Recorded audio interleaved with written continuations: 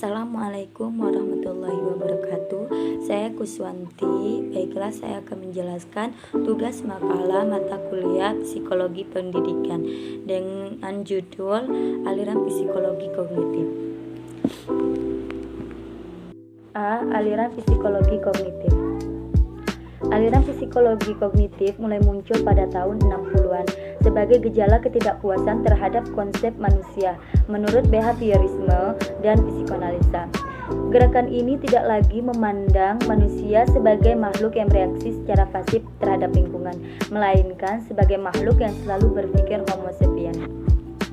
Nah, pemahaman kognitivisme ini tumbuh akibat pemikiran-pemikiran rasionalisme yang menyatakan bahwa manusia itu dapat berpikir lebih baik dari makhluk hidup lainnya.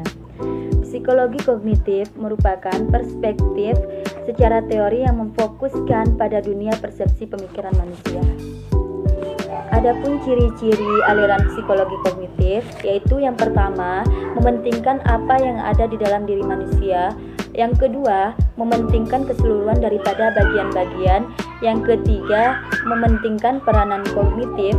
Yang keempat, mementingkan kondisi waktu sekarang. Yang kelima, mementingkan pembentukan struktur kognitif. Yang keenam, mengutamakan keseimbangan dalam diri manusia. Dan yang ketujuh, mementingkan prinsip pengertian atau pemahaman. B. Tokoh-tokoh dan teori kognitif. Yang pertama, Jean Piaget. Jean Piaget merupakan seorang psikologi pertama yang menggunakan filsafat konstruktivisme, sedangkan teori pengetahuannya dikenal dengan adaptasi kognitif.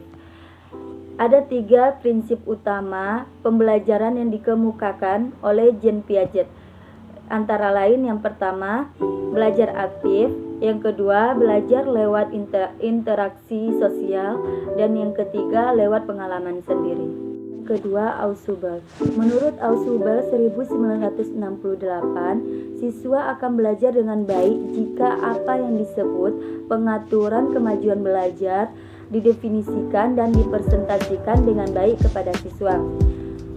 Pengaturan kemajuan belajar adalah konsep atau informasi umum yang mewadahi atau mencakup semua isi pelajaran yang akan diajarkan kepada siswa.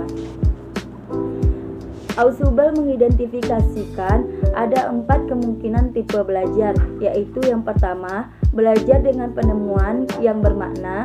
Yang kedua, belajar dengan ceramah yang bermakna. Yang ketiga, belajar dengan penemuan yang tidak bermakna. Dan yang keempat, belajar dengan menghafal berlawanan dengan bermakna. Yang ketiga, Bruner.